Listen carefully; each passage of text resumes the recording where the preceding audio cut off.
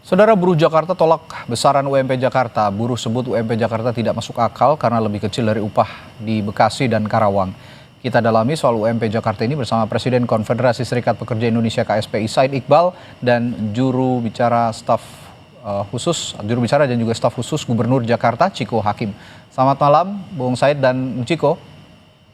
Selamat malam, Assalamualaikum. Waalaikumsalam warahmatullahi wabarakatuh. Saya ke Bung Ciko dulu. Tadi kan kalau di berita pengantar Bang Wagub, Bang Rano tuh sudah bilang bahwa ini sebenarnya sudah tripartit nih, sudah pemerintah, sudah buruh juga dan juga pelaku usaha atau pengusaha. Tapi bagaimana sebenarnya proses musyawarah penetapan ini? Pengusaha dan pemerintah dan juga buruh.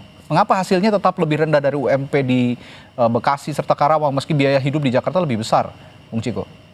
Yang pertama memang begitulah proses yang harus dilalui ketika kita menentukan angka di mana UMP itu ditetapkan. Pastinya sudah ada proses melalui Dewan Pengupahan yang terdiri dari unsur buruh, pengusaha, dan juga Pemprov DKI Jakarta.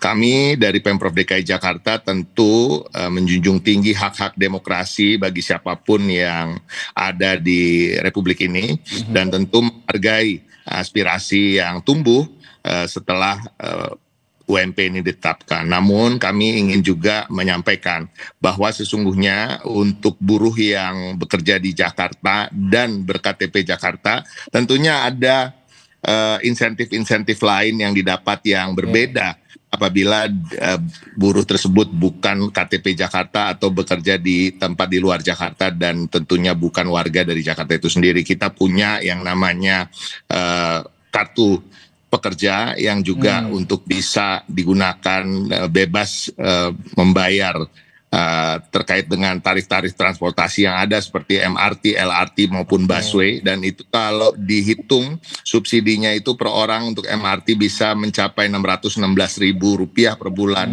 Begitu juga LRT sekitar Rp220.000 dan juga ada Transjakarta juga.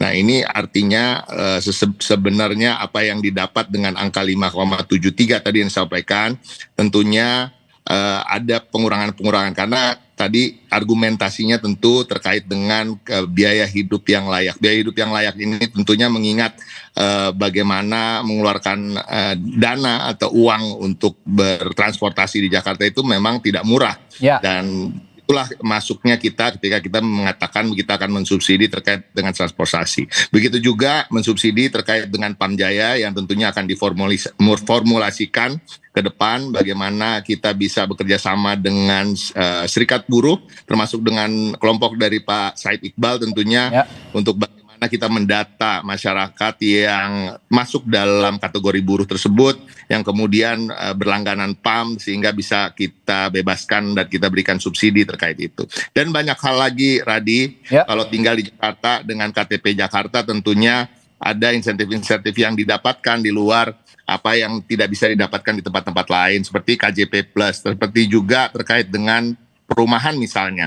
Banyak rumah susun yang memang disediakan untuk keluarga dengan penghasilan di bawah 7 sekian juta rupiah yang bisa diakses dan sehingga bisa membayar unit dengan dua kamar yang bersubsidi dengan harga 700.000 per bulannya misalnya. Jadi sebenarnya kita berharap teman-teman buruh bisa memahami karena memang kondisi ekonomi dunia maupun nasional yang rasa-rasanya agak sulit untuk kita bisa terlalu progresif. Sesungguhnya kalau dibilang maunya, tentunya maunya Pemprov DKI Jakarta, apalagi Pak Gubernur Pramono Anung yang sering menyampaikan visi misinya terkait dengan membangun Jakarta dari bawah, tentunya ingin sekali menyejahterakan buruh sejahtera-sejahteranya. Dan itulah mengapa kita juga memikirkan terkait insentif yang bisa kita berikan, kita mengambil jalan tengah. Karena juga kita tahu ada burden, ada beban-beban bagi para pengusaha yang kemudian hari-hari ini juga tidak sedang terlalu baik-baik saja di dunia usaha. Oke. Dari penjelasannya Bung Ciko tadi, Bung Said, apakah sudah make sense? Karena Anda menyebutnya sebelumnya it's not make sense, tidak masuk akal gitu. Mengingat tadi juga kalau kata Bung Ciko kan ada insentif kalau di Jakarta katanya ada insentif untuk transportasi, insentif untuk Pamjaya, ada insentif juga untuk rumah dan lain-lain. Bagaimana penjelasan Anda?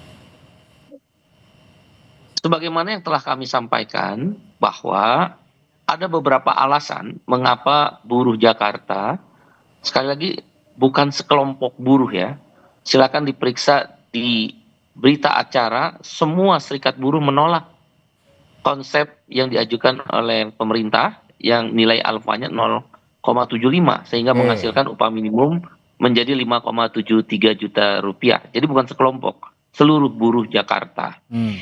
Yang pertama alasannya kebijakan upah minimum ini akhirnya mengakibatkan daya beli makin kepukul lagi. Hmm. Kenapa? Karena nggak mencapai 100% KHL.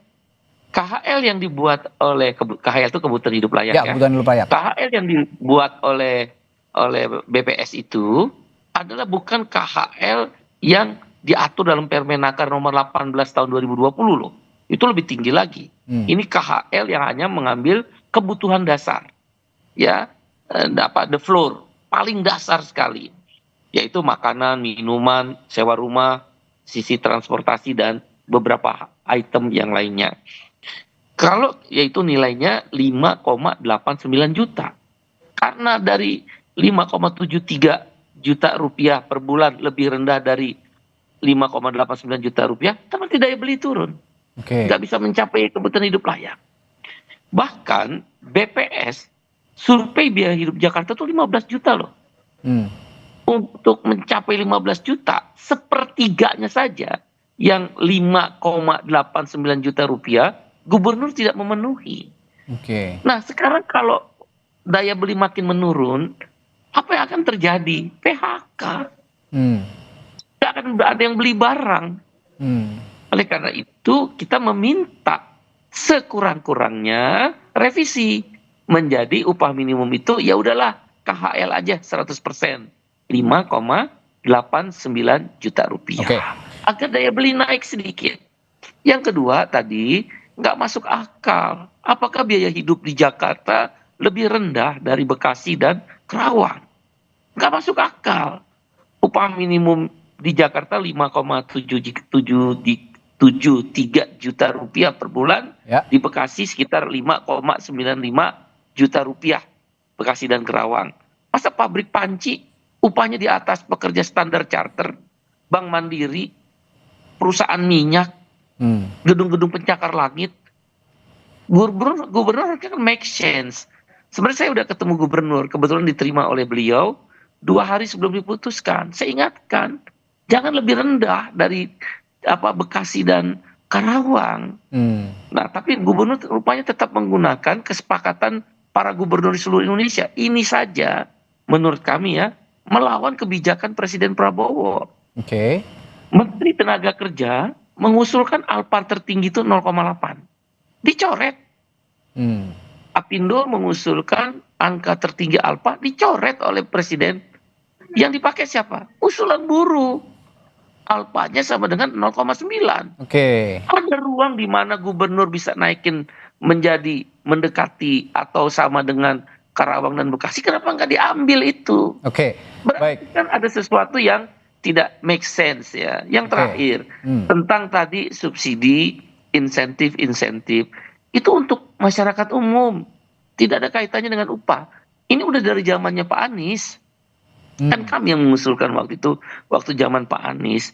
Nah, saya ambil contoh laporan dari perusahaan di Cilincing dan di Pulau Gadung. Oke. Ada satu perusahaan 300 karyawan penerima upah minimum. Yang dapat subsidi cuma 15 orang. Berarti kan cuma 5%. Padahal yang lain penerima upah minimum. Nah, mungkin tadi ada kategori yang KTP-nya Jakarta. Oke. Gubernur ini gubernur orang yang bekerja di Jakarta. Bukan bicara tentang kebijakan masyarakat Jakarta. Upah ada tentang buruh atau pekerja atau karyawan bekerja di Jakarta. Saya tadi contohin jurnalis lah misal. Kan tingkat stresnya tinggi di Jakarta. Dengan jurnalis yang di Kerawang yang mungkin cari beritanya tidak tingkat tinggi stresnya. Masa upahnya lebih rendah? Kan nggak masuk akal. Apalagi kalau kita bandingkan dengan Kuala Lumpur, dengan Bangkok, dan berapa ibu kota lainnya. Jakarta biaya hidupnya tinggi, tapi 15 juta. Tapi upah minimum rata-ratanya lebih rendah dari kota-kota itu. Ya, Demikian. ini saya tertarik juga masalah Alpa tadi yang Anda singgung. Kalau Pak Prabowo kata pengakuan Anda ya 0,8 dicoret, yang diambil justru yang usulan buruh 0,9 dan ini Itu sekarang fakta. Gubernur Itu Pramono fakta. Anda katakan tidak mengikuti apa yang sudah ditetapkan oleh Presiden. Saya ingin juga respons dari Bung Ciko soal ini, Bung Ciko. Enggak, jadi prinsipnya gini, Radi, itu terlalu spesifik ya. Kalau kita bicarakan sebenarnya provinsi ini nggak hanya Jakarta. Jadi kita nggak bisa juga menyatakan bahwa Ansi Pramono Anung melawan apa yang sudah ditetapkan oleh Bapak Prabowo Subianto. Saya rasa ini terlalu jauh diarahkan ke sana dan saya menolak untuk berkomentar terlalu jauh terkait ini. Yang pasti gini, kita bahas saja soal KHL tadi. Tadi Iqbal menyampaikan soal KHL yang tinggi, kebutuhan hidup layak di Jakarta yang tertinggi. Tetapi Pak Said kemudian menafikan bahwa terkait dengan KTP Jakarta tadi. Ya, kita berharap orang-orang yang memang bekerja tinggal di Jakarta, karena memang tadi kebutuhan hidup layaknya harus hitungan Jakarta. Dan tentunya yang tinggal di Jakarta harapan kami seperti juga seharusnya memang secara administrasi juga harus tertib terkait artinya apa. Kalau tinggal di Jakarta, marilah kita berKTP DKI Jakarta. Kita juga justru menguntungkan untuk berKTP DKI Jakarta itu sangat menguntungkan. Itu tadi saya sampaikan. Saya setuju dengan Pak Said Iqbal. Memang program ini bukan program yang memang baru diluncurkan terkait dengan insentif, terkait dengan benefit-benefit yang didapatkan. Tetapi harapan kami tadi terkait dengan kebutuhan hidup layak, tentunya bicara soal kebutuhan hidup layak di Jakarta. Artinya ada masyarakat yang tinggal di Jakarta, buruh yang tinggal di Jakarta, yang kemudian secara administrasi diharapkan berKTP Jakarta. Itu yang pertama. Yang kedua, terkait dengan kebutuhan hidup layak, terkait dengan yang ditetapkan oleh BPS misalnya, itu kan belum memasukkan unsur apabila ada subsidi-subsidi. Nah, itu makanya kita tetap menyebut bahwa di Jakarta ini ada subsidi-subsidi terkait dengan transportasi yang tadi jumlahnya bisa sampai 1 jutaan ke atas, terkait dengan nanti akan diadakan subsidi untuk air minum, ada juga subsidi tadi bahan-bahan dasar termasuk dengan perumahan tadi bisa mendapatkan rusun dengan harga sewa yang sangat rendah, dan juga KJP plus misalnya yang tidak ada di daerah-daerah lain, ke subsidi terkait dengan pendidikan bagi anak-anak kita semua. Jadi sebenarnya harapan jadi Pak Gubernur itu justru mengambil jalan tengah karena memang warganya Pak Gubernur tentunya selalu mengutamakan masyarakat yang berada di lapisan bawah terkait dengan strata ekonomi, tetapi kita juga tidak boleh melupakan saudara-saudara kita juga yang bagian juga dari warga negara Indonesia, yaitu para pengusaha itu sendiri. Jadi Pak Gubernur jalan tengah di situ, namun tentunya menyiapkan tadi dari anggaran pembelanjaan belanja daerah terkait dengan subsidi-subsidi yang kita berikan. Dan ini harus dikurangi dulu dari tadi kebutuhan hidup yang layak yang ada di BPS RI gitu, yang tidak mencantumkan tentunya terkait dengan apabila diberikan subsidi dan lain-lain. Jadi total yang kita hitung terkait dengan subsidi yang bisa kita berikan apabila memang buruh-buruh tersebut memang hidup di Jakarta, bekerja di Jakarta dengan administrasi yang lengkap terkait dengan KTP Jakarta dan lain-lain, itu bisa mencapai 1,4 sampai 2,1 juta rupiah. Jadi harapan kami kebutuhan hidupnya bisa lebih terpenuhi. Bicara juga soal kebutuhan hidup, berarti subsidi-subsidi itu tadi Anda menganggapnya bahwa bicara soal daya beli masyarakat itu tidak akan terganggu ya, Bung Ciko ya? Saya akan tanyakan itu nanti setelah jeda di Sapa Indonesia Malam. Tetap bersama kami. Yang lebih kecil dari UMP atau upah di Bekasi dan Karawang. Tadi saya melempar pertanyaan, jadi subsidi-subsidi yang Anda maksud, insentif-insentif yang Anda maksud, Bung Ciko, ini bisa tetap menjaga daya beli. Kalau kata Bung Said kan tadi daya beli juga akan terganggu kalau memang ini tidak ada yang tidak ada yang mampu beli, nanti banyak pabrik tutup, itu juga kan banyak yang kehilangan pekerjaan begitu kira-kira. Nah, bagaimana Anda juga menyelaraskan analogi yang dibilang oleh Bung Said tadi bahwa jangan sampai gaji di pabrik panci lebih gede daripada karyawan di SCBD gitu kira-kira. Ya analoginya sangat menarik ya, dan cukup ini punchline-nya cukup keras itu. Ya saya sepakat terkait itu. Tapi pada prinsipnya itu tadi, tentunya kita di Jakarta ini kita tahu situasi ekonomi nasional terkait dengan kalau kita bicara, memang kalau kita menganalogikan di permukaan seperti tadi pabrik panci dengan bisnis-bisnis yang berada di pencakar langit ini, tapi kan tidak otomatis atau tidak selaras kadang-kadang ya gedung-gedung pencakar langit dengan penghasilannya hari-hari ini, karena juga kita tahu dengan situasi kondisi ekonomi dunia maupun nasional, itu yang harus kita ingat juga. Namun tentunya tadi saya ingin menekankan bahwa Bapak Gubernur Pramono Anung dan Pak Wakil Gubernur Rano Karno tetap menghargai aspirasi yang timbul dan muncul, dan tentunya ruang dialog tadi disampaikan oleh Bapak Wakil Gubernur selalu terbuka, namun sampai hari ini memang keputusan itu masih stand di 57,3, dan tentunya tadi ditambah dengan janji ya, dan juga apa yang sudah ada termasuk dengan KJP Plus itu udah ada terkait dengan transportasi, tentunya tinggal diurus ya, kartu pekerja Jakarta, dan terkait dengan yang akan diadakan terkait dengan subsidi pangan, subsidi air minum dan lain-lain, Pamjaya yang ke depan akan diformulasikan. Tapi semoga pada prinsipnya kami di Pemprov di bawah kepemimpinan Bapak Gubernur Pramono Anung menginginkan yang terbaik bagi seluruh warga Jakarta, khususnya para buruh dan para pekerja di lapisan strata bawah terkait dengan ekonomi, dan mudah-mudahan kita semua bisa keluar dari permasalahan dan persoalan ekonomi. Kalau dari bahasanya Bung Ciko, pernyataan Bung Ciko, sepertinya pintu masih terbuka nih Bung Said untuk lebih bisa membicarakan lagi apakah masih bisa digoyang nggak UMP Jakarta ini. Kalau Anda melihat saat ini masih arahnya masih bisa bisa dikomunikasikan, atau memang sudah deadlock kalau menurut Anda, Bung Said? Kalau belajar dari pengalaman beberapa gubernur yang sebelumnya masih bisa.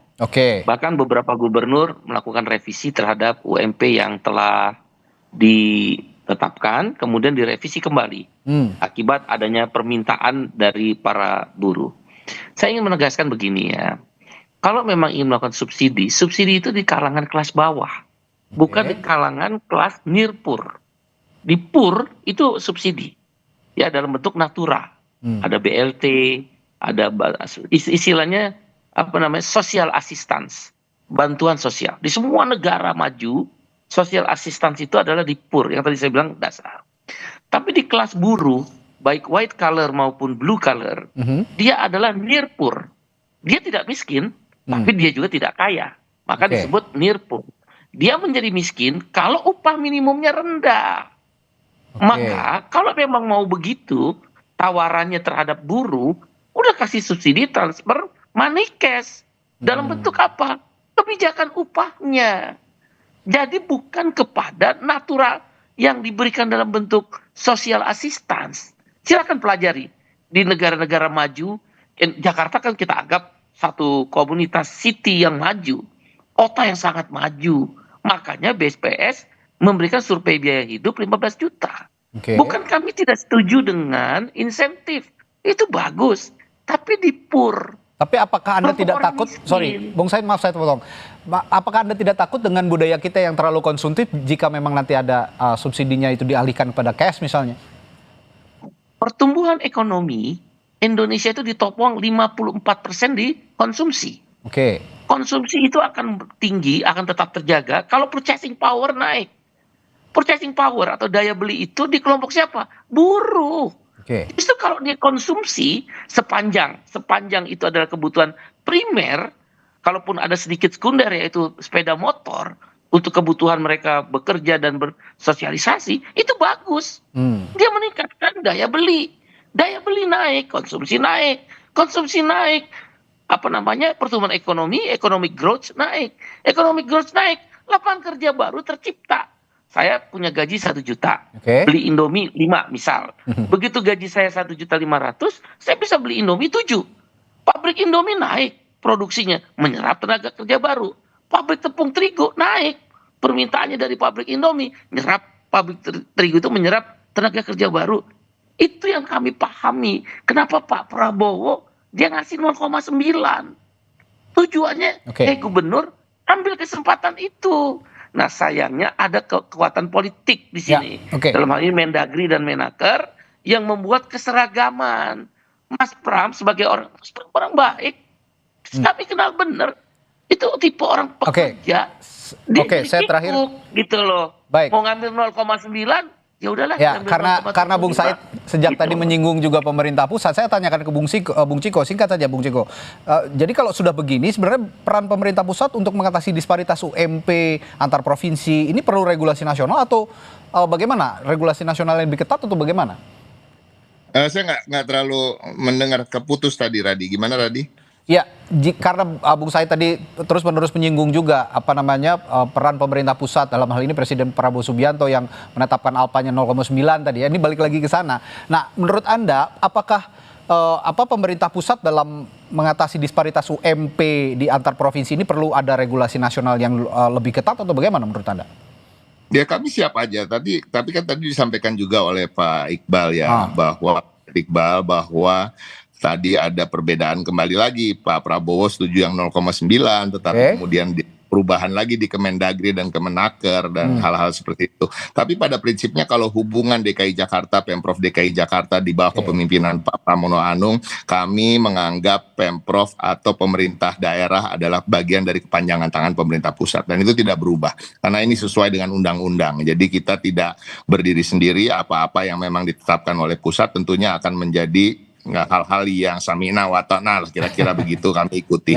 Nah, tapi kembali lagi tadi terkait argumentasi Pak Said Iqbal yang tentu juga sangat masuk akal terkait dengan, tapi kan kembali lagi BPS menetapkan kebutuhan hidup yang layak itu sesungguhnya kalau mau layak-layak banget di Jakarta itu minimal 15 juta rupiah. Ya, betul. Nah, ini permasalahannya sekarang. Jadi to reach 15 juta rupiah yang rasa-rasanya maunya kita ya bisa memberikan itu, dan artinya apa? Ada persetujuan dari pihak pengusaha misalnya, dan harapan kami nanti Radi kapan-kapan mengundang kita bertiga nih, harus ada pihak pengusaha yang biar tripartit ya dari itu gitu. Argumentasinya apa yang itu yang harus, karena kami dari Pemprov tentunya nggak mau juga menjadi istilahnya memberikan argumen gitu ya, apa yang diberikan oleh dari pengusaha ya harus keluar dari mulut mereka sendiri. Tapi prinsipnya karena memang kita mengambil jalan tengah, prinsipnya bahwa kita, Bapak Gubernur adalah gubernurnya semua pihak yang tentunya ingin semua pihak mendapatkan win-win solution walaupun itu berat,